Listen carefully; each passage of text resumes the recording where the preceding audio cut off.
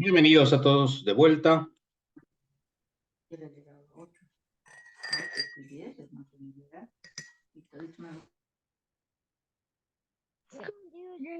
No. Mày có cái gì hơn đó mà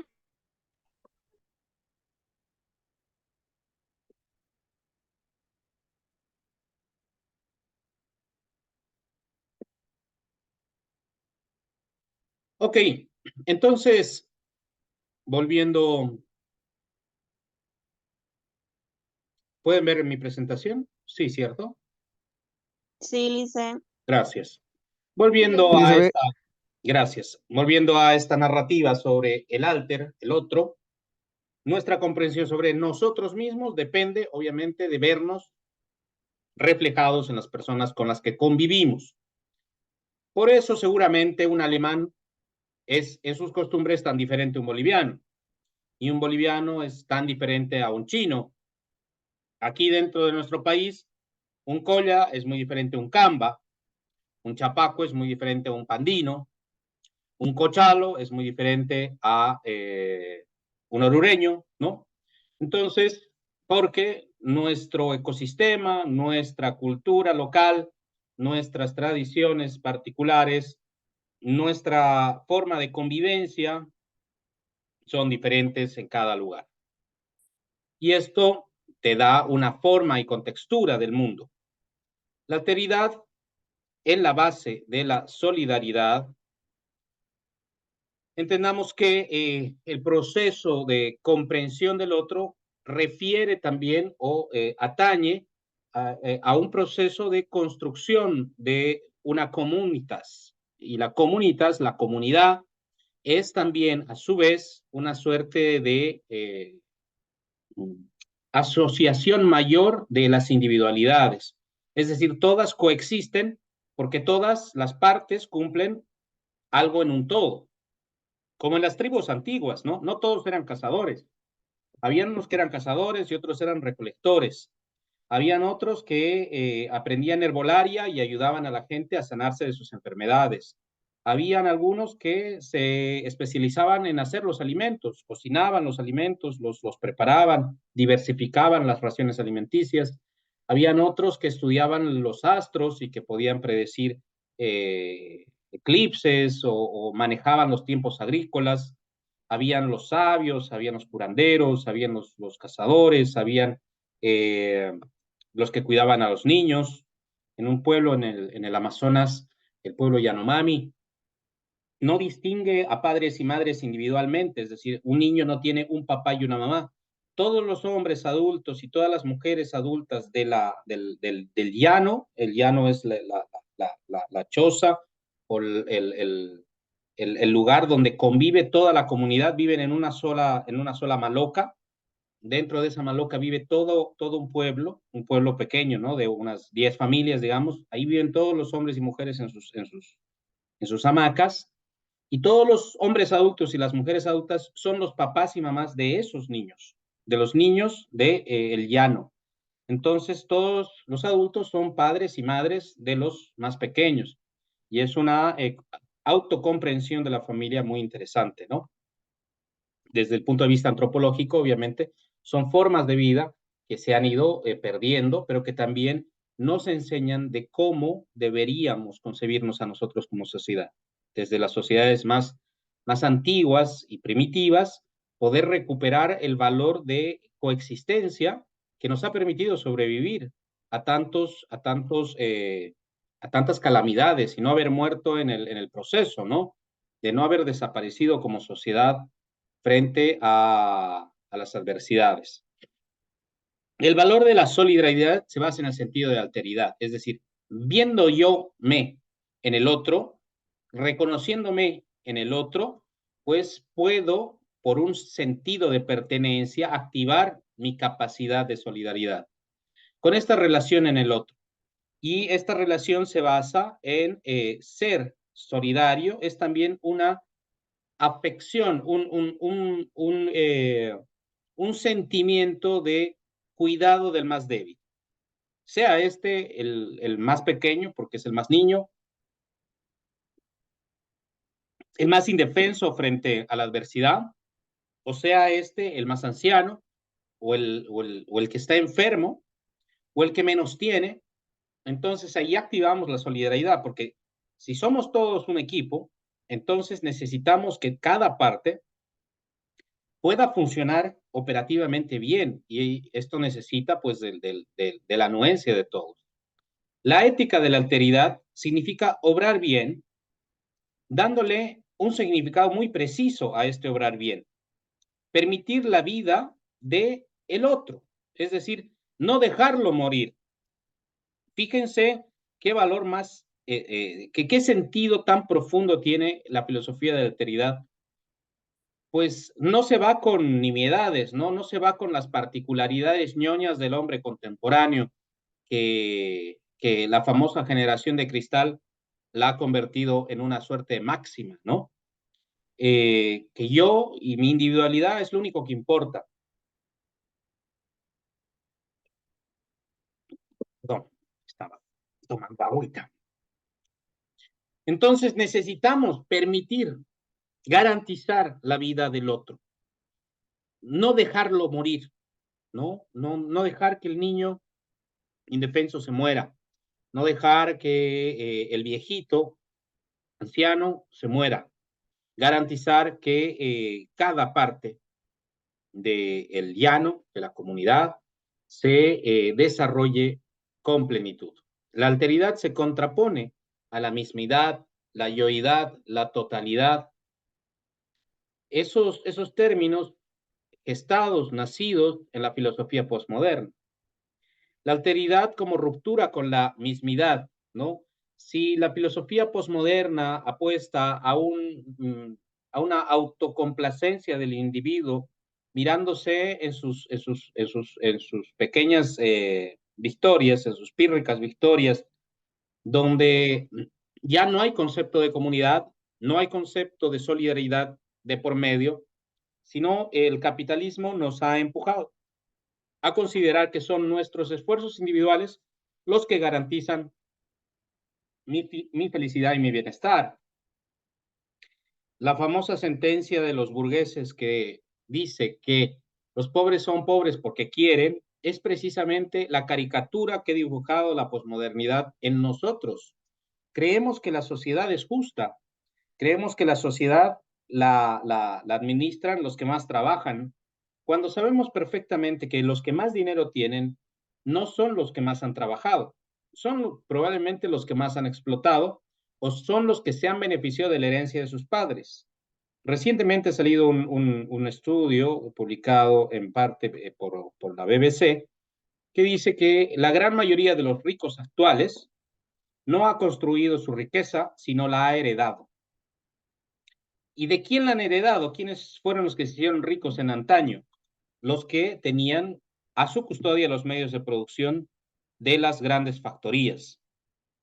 Y obviamente, estas factorías eran las industrias emergentes del siglo XIX, eran las que criticaba nuestro compadre, el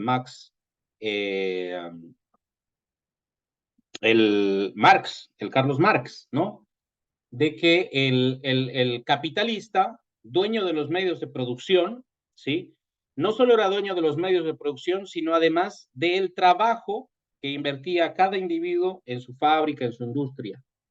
Porque el proletario no tenía otra cosa que dar sino y apenas su trabajo, porque no poseía nada, no tenía nada para sí más que su fuerza de trabajo, su fuerza productiva, y esa fuerza productiva debía ser vendida al capitalista para poder comer, ¿no? Entonces, esta gente que generó riqueza, pues doblegando al proletariado en sus fábricas, se enriqueció absurdamente y luego fue creciendo exponencialmente su riqueza para después terminar repartida en sus herederos.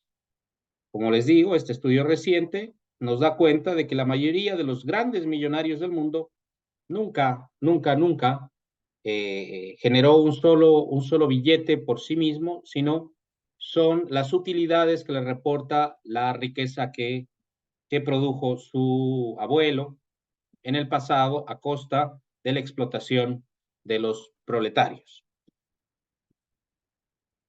La alteridad como ruptura con la mismidad representa que el hombre crea su propio mundo de sentido y se siente seguro dentro de él. En este mundo totalizante vive cerrado sobre su propia mismidad. En este contexto de la postmodernidad nos hacen creer que yo como individuo vivo encapsulado en mi cerebro sin necesidad de relacionarme con el resto del mundo, como si yo y mi celular fuese la única fuente de comunicación con el mundo, porque ya ni siquiera entablamos relaciones personales, aunque sea por un sentido económico. Hasta para pagar ya no tenemos que sacar un billete y pasárselo al otro para que nos dé unas monedas de cambio. Ahora lo hacemos por un QR, ¿no? A este nivel y de esta manera estamos encarando nuestras relaciones económicas, nuestras relaciones sociales, nuestras relaciones políticas. Dentro de él no hay espacio para la diversidad, porque si estás pensando solo en ti, en qué diversidad puedes pensar? No hay otros mundos. Existe el mundo en el que me he encapsulado y en el que estoy encostrado, como una suerte de sarna mental en la que uno vive rascándose a sí mismo. La alteridad es, por tanto, la ruptura con la mismidad. Supone aceptar la existencia de lo otro frente a lo uno mismo y aceptar la existencia de diversos mundos. Esto es la alteridad. El otro día tenía una discusión en casa con mamá y con hermanos sobre cómo nos autopercibimos a nosotros mismos, dependiendo del apellido que tengas o dónde hayas nacido. Y olvidamos que nuestra referencia directa es la comunidad con la que vivimos. Y esto es lo más importante porque nuestra sociedad es una sociedad muy clasista y muy racista. Entonces, a veces por cómo apellidas o por qué posición económica ocupas en la pirámide social, pues te crees más que los demás. Miras por encima del hombro al resto y empiezas a confundir las cosas y miras a los otros como tus inferiores, ¿no? Y esto es el síntoma de clasismo en el que vive nuestro país. Acá no se puede tener un determinado color de piel porque resulta que eso es y hay como una escala de valor sobre el color de piel que tengas, ¿no? Hay una escala de valor por el apellido que tengas, hay una escala de valor por la cantidad de dinero que tienes, hay una escala de valor por la profesión que has estudiado, hay una escala de valores incrustado en la narrativa boliviana que está circunscrita a esta narrativa capitalista y posmoderna. El otro día vi un video que honestamente me da un poco de náuseas de esta niña Bianca Flor, es una chica de Santa Cruz que tiene una pastelería. Eh, Me olvidó el apellido de esta mujer. Vamos a buscarla por internet. Orianini. Poyanini, sí, gracias. La niña dice, a ver, imagínate, soy linda, soy blanca y encima apellido Poyanini, ¿cómo no me va a ir bien en la vida, no? Entonces, y esto es el síntoma perfecto del pensamiento posmoderno, ¿no? Donde soy yo y yo. Y yo y nadie más tiene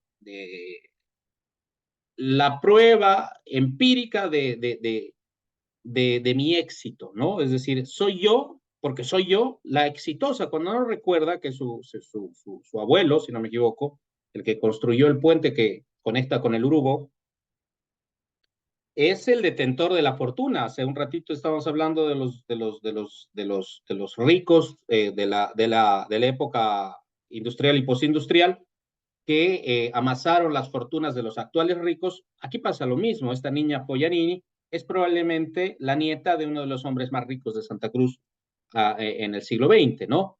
Entonces, no es porque apellida Poyanini, ¿no? Es porque nació en cunita de oro. ¿Sí? No es porque ella sea muy inteligente y el resto sean unos brutos, es porque tiene la billetera la suficientemente grande para que le monten una pastelería. Esta muchacha estuvo metida en el lío este de los policías asesinados por un narcotraficante y ella estaba en la fiesta con el narco que después fue a liquidar a los policías y la mandaron a citar para que atestigue su relación con el dueño de la fiesta. Y claro, pagaron unos billetes para que la niña salga, pues, pulcrísima del proceso y que no se anote su vinculación con un narcotraficante, ¿no? Entonces, no nos podemos engañar. Aquí las personas no son exitosas porque han trabajado mucho. Han sido o son exitosas porque han heredado una fortuna, porque tienen unas condiciones económicas que se los permiten. Entonces, aquí no es pobre eh, aquí no es pobre el que no quiere trabajar. Aquí es pobre aquel que ha sido víctima de una sociedad injusta, una sociedad que no reparte la riqueza, una sociedad que no construye comunidad, una sociedad que se construye a base del racismo y del clasismo, y una sociedad que además demerita el esfuerzo del más sacrificado. Porque si el trabajo, la cantidad de trabajo que uno hace, le reporta la cantidad de riqueza que tiene, yo estoy seguro que los más ricos deberían ser los profesores por la cantidad de tiempo que invierten en preparar sus clases y en darlas. Sin embargo, es uno de los trabajos peor remunerados, ¿no? El gremio de la salud. En otros países, ser del gremio de la salud es casi tener una riqueza garantizada. Hay miles de médicos que viven con lo justo. Hay otros que les va muy bien, pero han tenido que especializarse, han tenido que buscar una subespecialidad incluso, han invertido en sus propias clínicas, han buscado maneras de multiplicar su capacidad, porque siendo solamente médico no te va a ir bien pues en la vida, sino estaría lleno de gente platuda solo por el hecho de haber estudiado medicina. Hay carreras aspiracionales como el ejército o la policía, donde la gente entra ahí, digamos, en la búsqueda de agenciarse un nombre, un apellido dentro de las Fuerzas Armadas y las Fuerzas Policiales que luego le permita, pues, vincularse con la alta sociedad, ¿no? En fin, todo esto para decirles que dentro de nuestro país, dentro de nuestro contexto, no estamos nada lejos, de hecho lo vivimos en primera persona, nada lejos de los síntomas malignos que tiene la filosofía posmoderna dentro de nuestra construcción social y cómo deberíamos alinearnos a la filosofía de la alteridad para buscar una construcción de sociedad distinta. Y ustedes como profesores del área de las ciencias sociales debemos como misión y vocación de nuestra formación, imprimir en nuestros estudiantes esta capacidad de reflexión, depositar en los chicos, en los jóvenes, esta capacidad de pensamiento donde, digamos, arrebaten de su cabeza, saquen, expulsen de su cabeza la mismidad, el yoyoísmo, este individualismo absurdo y empecemos a construir procesos de sociedad compuesta. La alteridad como búsqueda de lo otro da lugar a la posibilitación. La negación del yo mismo, de lo mismo, como horizonte de proyección. El hombre es un ser histórico, vive en la historia y hace historia. Lo veíamos la semana pasada con Gadamer. Gadamer nos dice, hay un horizonte temporal y a ese horizonte temporal concurre el pasado del que yo vengo y del que aprendo con mi presente que está construyendo el futuro horizonte del que va a venir, ¿no? Entonces, esto es súper bonito porque realmente uno se da cuenta que no se acaba la vida cuando uno se muere. La vida prosigue en tus hijos, en tus parientes, en tus sobrinos, en tus nietos. Ahí prosigue tu vida. Literalmente y físicamente, biológicamente, tus genes están presentes en esas personas. O sea, tú te has muerto, pero tu genética, tu capital genético sigue en tus hijos. O sea, una parte de ti ha proseguido en la historia. Como tú estás cargando una parte de todo el mundo que viene detrás de vos. Y esto es alucinante si uno lo ve con perspectiva. La historia marca nuestro destino, lo que han hecho atrás de nosotros y lo que hacemos nosotros en este presente y dejaremos a los de más adelante. Y esto no se acaba pues en la narrativa poética de, ay, el mundo que le dejaremos a nuestros hijos y tenemos que cuidarlo porque lo estamos dañando, la. Muy lindo y hasta con violín suena como poesía. Pero no, pues, no es únicamente hacer poemas del el mundo que le dejaremos a nuestros hijos. Se trata de pensar el mundo que estamos construyendo, en el que estamos viviendo y el que va a ser la base de inicio de la generación que nace. Podemos concebir la historia como un horizonte abierto o cerrado. La alteridad como opción significa decidirnos a buscar lo otro que es lo nuevo, lo diferente, las nuevas posibilidades, las nuevas alternativas, a romper el horizonte de lo ya experimentado y a destruir el hábito de la repetición. Esta ética de la alteridad nos vincula con el otro, con el mundo y con lo infinitamente otro. Nos vincula de una manera, a la manera de Gadamer, de conectarnos con el ser en el mundo, con el ser en el tiempo, con el ser en la historia, con el ser de la totalidad de los seres, ¿no? De aquello que llamamos el ser humano, esta pregunta que daría respuesta con el conocimiento del otro. Y por eso es tan importante comprender al diferente. Si uno ha nacido en la ciudad, viajar al campo y conocer el campo. Si uno ha nacido en el campo, buscar en la ciudad aquellos elementos que no puede encontrar en su lugar de origen. Viajar a otro país y mirarse en los rostros de otras personas. He tenido la suerte de vivir en gran parte de Latinoamérica y es una experiencia verdaderamente dichosa estar como extranjero en otro país, porque aprendes de la solidaridad del otro también a ser bien recibido, a ser bien tratado, a ser querido, a dejarte querer, a cuidar las formas y modos locales y no llegar como un arrebatado a querer transformar la vida de los demás, a aprender de lo que los demás saben. La experiencia de ser extranjero y vivir en casa ajena es muy importante, yo creo, en la historia de cualquiera, y es importante que también inculquemos esa posibilidad a nuestros estudiantes. Viajar te cambia el mundo, tu comprensión de ti mismo, la comprensión de los otros, el respeto hacia el otro también nace de una comprensión sincera de lo que el otro piensa y cree para sí y de sí. La alteridad como apertura al otro significa la fraternización. Es decir, ya entramos en una dinámica, es decir, si aquí estamos hablando de la posibilitación como un tránsito, es decir, a lo posible, es decir, si yo me miro al espejo del otro, si yo me miro en el espejo del rostro del otro para mirarme a mí mismo, doy la posibilidad de completar el sentido que yo tengo sobre mí y sobre el otro con el nuevo conocimiento adquirido. Cuando tengo y adquiero ese conocimiento, entro en el proceso de fraternización. Y la fraternización ya es frater viene de hermano, ¿no? Es un proceso trascendental. Es un proceso trascendental que reconfigura nuestras formas de vida. Porque estamos en una dinámica en la que ya no miro al otro como el otro, sino lo miro como parte de mí. Lo miro como un hermano. La alteridad debe entenderse como amor, ¿no? Obviamente esto no se circunscribe ni al sexo ni al amor de pareja. Esto se circunscribe a la fraternidad en todo el sentido, ¿no? De querer con gratuidad, de querer con cariño, de querer con desmesura, con pasión al otro como se quiere a un hermano. Parte de una conciencia de que todos somos iguales por origen y hermanos por destino, de que tenemos unos derechos y una misma dignidad y una vocación común por encima de las vocaciones particulares. ¿Cuál es esa vocación común? Pues de que todos vivan, de que nadie muera, de que todos tengan una cantidad suficiente de riqueza para, para vivir una vida digna, ¿no? Es decir, la distribución de la riqueza no es una cuestión circunscrita únicamente al socialismo.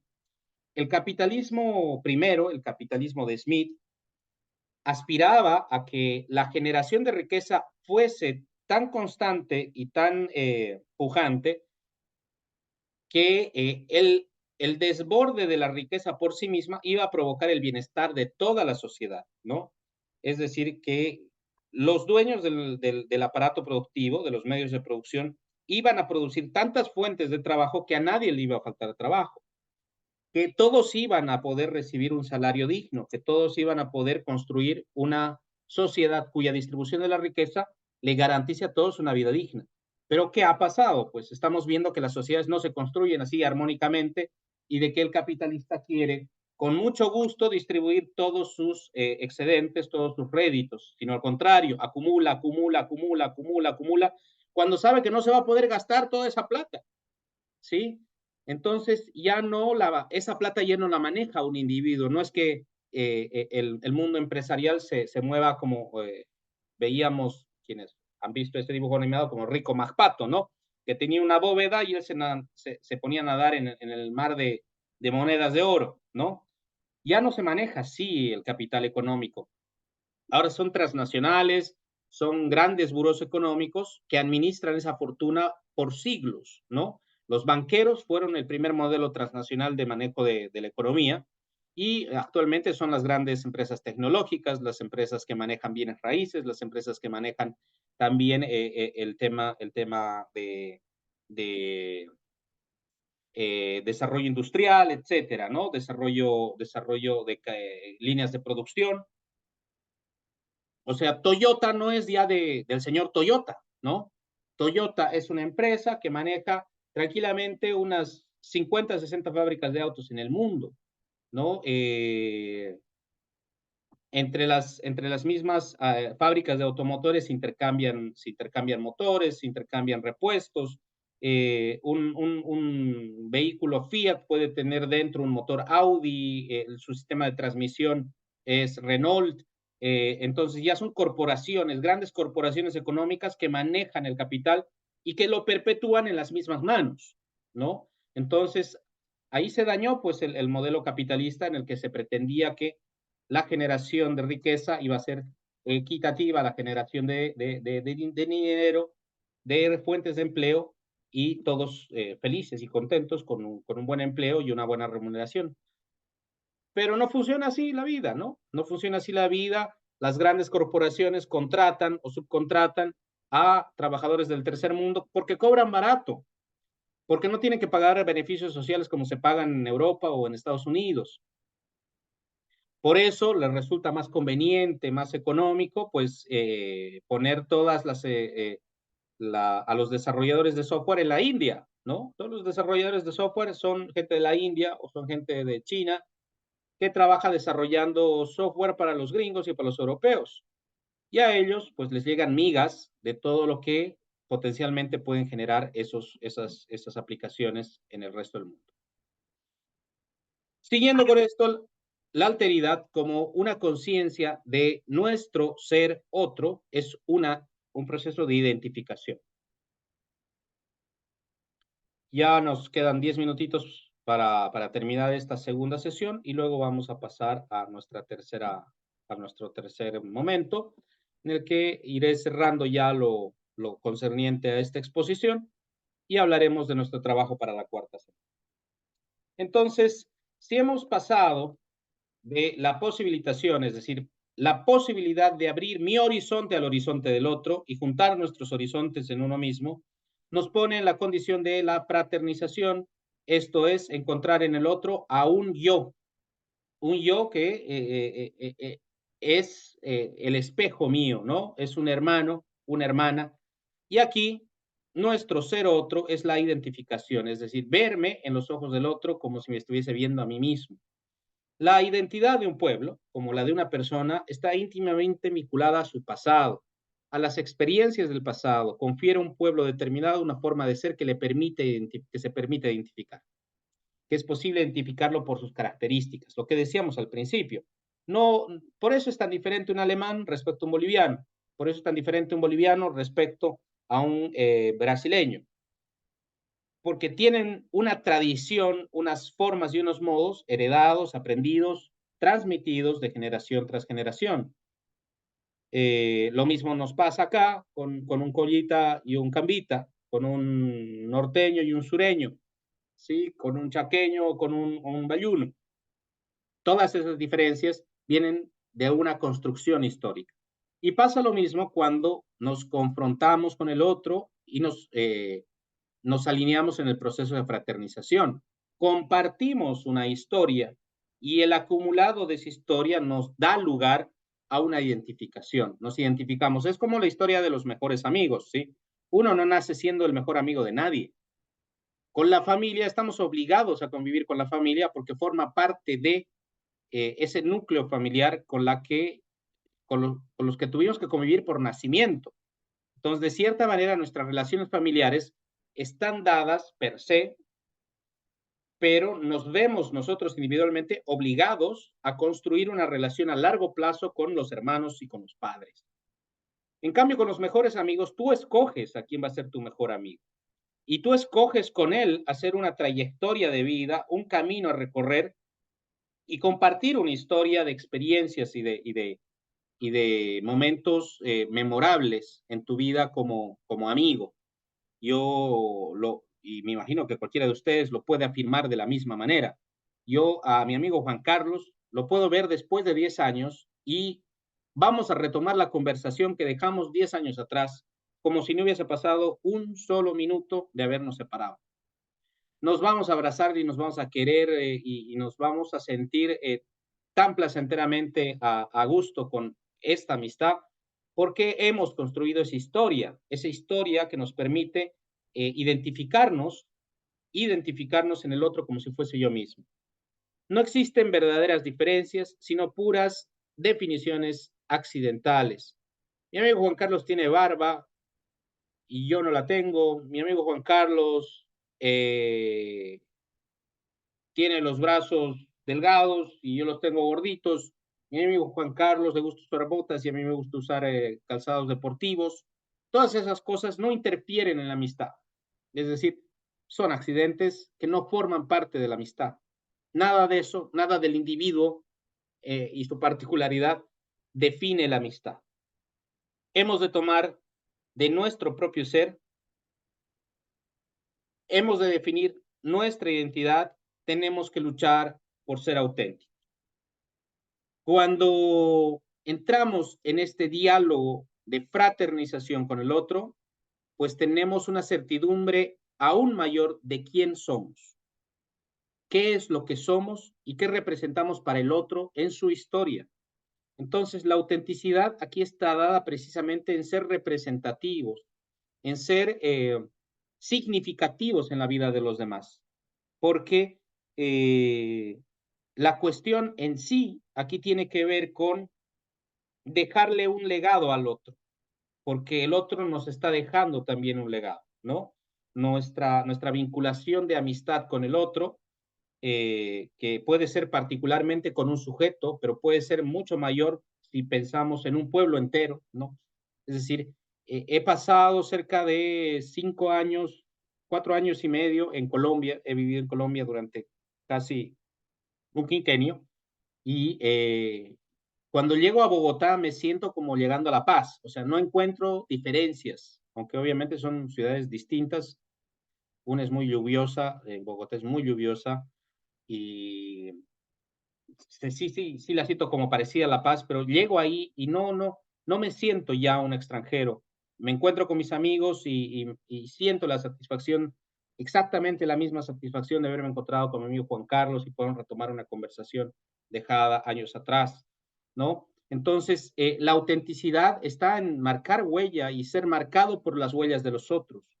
Esa relación con el otro es una relación de la comunitas, de la comunidad, de esta reunión en ágape de muchas individualidades que dejan de ser individuos para convertirse en comunidad, para dejar de pensar en el mí mismo, en la mismidad, en el individualismo personal y pensarse en un grupo que se construye a partir de una construcción comunitaria, que se construye a partir de una autorrepresentación del individuo en el rostro del otro. Entonces ya no es individuo, porque ya no habita él solo para sí mismo, sino es habitado por muchos otros seres, muchos alter egos a uno, muchas individualidades que han marcado mi historia con huellas muy definidas y que se constituyen en el carácter que ha impreso cada una de estas personas en mí. Desde mis padres al momento de haber nacido y crecido junto con ellos, de la convivencia con nuestros hermanos, de la convivencia con la familia ampliada, es decir, los abuelos, los tíos, los primos, eh, más tarde los nietos, los, eh, los, las nueras ¿cómo se llama? Los yernos, ¿no? Es decir, todos esos individuos que forman parte del núcleo familiar ampliado, que luego se extiende a las relaciones laborales, luego se extiende a las relaciones comerciales, en fin, a la relación del individuo con su pueblo, ¿no? Es decir, yo soy paseño y obviamente cuando llego por allá, aunque vivo en Cochabamba ya hace mucho tiempo, de hecho me he nacionalizado Cochala porque la panza ya es digna de un buen cochabambino, pero al llegar a La Paz obviamente uno se siente definitivamente a gusto porque son los 18 años de mi vida que he vivido por esas calles, está repleto de recuerdos el lugar y obviamente esto me hace sentirme parte de un conglomerado, de un grupo de personas que se quieren porque han construido fraternidad, porque han construido alteridad, han construido una historia común. Y yo creo que esto es muy importante teniendo en cuenta que somos un país altamente fervoroso de las actividades comunitarias. Yo hice mi tesis de filosofía y más tarde la de antropología con el tema de la fiesta. La fiesta como un acto ritual en la que se ve expresada nuestra necesidad como sociedad de hacer comunidad. Entonces, he estudiado el tema del carnaval de Oruro, he estudiado el tema de la fiesta barroca para hablar de cómo la construcción de la bolivianidad está intermediada por la fiesta. Nuestros momentos rituales de fiesta son momentos de reconciliación, donde los diferentes se juntan en un mismo momento de celebración. Fíjense que es bonito el carnaval, por ejemplo, el de Oruro, pero todos los carnavales tienen esta filosofía, todas las fiestas de carnaval tienen esta filosofía más o menos implantada de esta manera, y es que en el carnaval se juntan todos indistintamente y no se pueden, digamos, indiferenciar eh, en base a sus condiciones económicas o a, su condición de estatus social, ¿no? En una fraternidad puede haber gente muy rica como muy pobre. En una fraternidad puede haber gente con unos apellidos y con otros apellidos. En una fraternidad pueden estar personas de determinadas características